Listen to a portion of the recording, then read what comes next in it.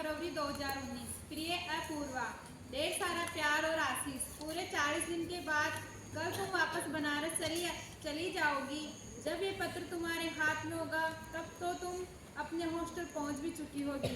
जाना तो खैर था ही अपने पापा का सपना जो पूरा करना है तुम्हें।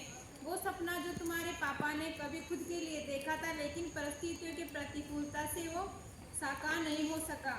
तुम्हें याद है ना, जब तुमने गेट का एग्ज़ाम 99.9% से पास किया था, तब तुम्हारे पापा कितना खुश हुए थे।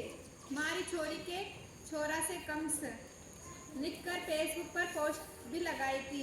हजारों लोगों ने उसे लाइक किया था और सैकड़ों ने कमेंट करके तुम दोनों को बधाई दी थी। कितना गर्व झलक रहा था उनकी आंखों में। मैं कैसे भूल सकती हूँ वो लम्हे। मुझे तो एक एक कमेंट पढ़कर सुनाया था उन्होंने। ये भी कहा था, ये लोग जो सिर्फ लाइक कर रहे हैं, कमेंट नहीं, वो सब मन ही मन जलते हैं मेरी बेटी की सफलता से। खैर, तुम सोच रही होगी कि मुझे ये पत्र लिखने की भला क्या सूझी जो मुझे लिखने की ज़रूरत पड़ी। वो तो मैं तुम्हें प्रत्यक्ष कर भी सकती थी, क्योंकि तुम मेरे साथ ही तो थी। लेकिन मुझे लगता है कि कानों से सुना हुआ शायद दिमाग से निकल सकता है, लेकिन लिखा हुआ पत्र एक दस्तावेज की तरह होता है जो उम्र भर हमारे पास रहेगा। अपने दिए संस्कारों पर मुझे इतना तो भरोसा ही है कि इसमें लिखी बातें तुम्हें लाख बुरी लगे, लेकिन इस पत्र को तुम कभी भी फाड़ नहीं सकोगी, बल्कि मेरी धरोहर के रूप में संभाल कर रखोगी, है ना। कल किसने देखा है, ये पंक्ति आज तक केवल पढ़ी सुनी भर थी, लेकिन प्रत्यक्ष भोगना किसे कहते हैं ये हमसे बेहतर भला कौन जान सकता है। जब हम अपनी खुशियाँ दामन में समेट रहे थे, तब ठीक हमारे पीछे खड़ी नियत पूर्ण अट्टहास कर रही थी। हम पर अपना शिकंजा कसने की तैयारी कर रही थी और हम इन सबसे बेखबर बस अपने आप में ही घूमते। वक्त ने वज्रपात पर हम पर किया, वो ईश्वर पर ना करे। हमारे पापा का यूँ अचानक चले जाना हमारी हंसती खेलती दुनिया को उजाड़ गया। बेटा, उस दुख की घड़ी में तुमने जो हिम्मत दिखाई वो किसी साधारण मनुष्य के बस की बात नहीं है। अपने भीतर दर्द के लावे को छिपाकर जब तुमने अपने पिता की अर्थी को खंदा दिया था, उस पल वहाँ मौजूद हर एक की आंखें नम हो आई थी।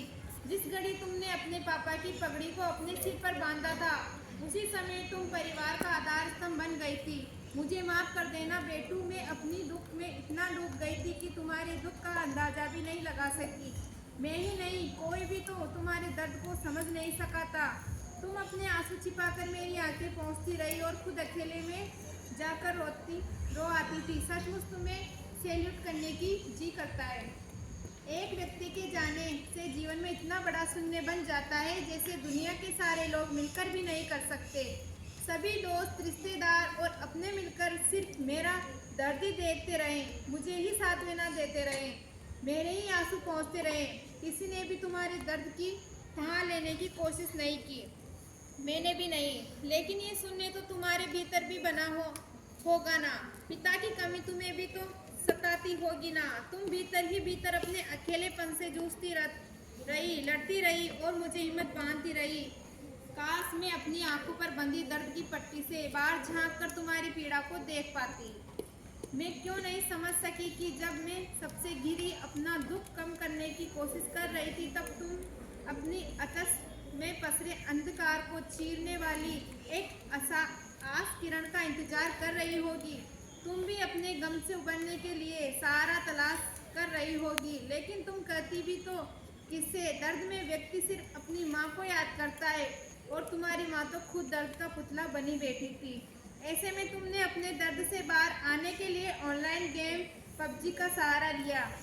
तुम अपने कमरे में अकेली देर रात तक गेम खेलती रहती थी।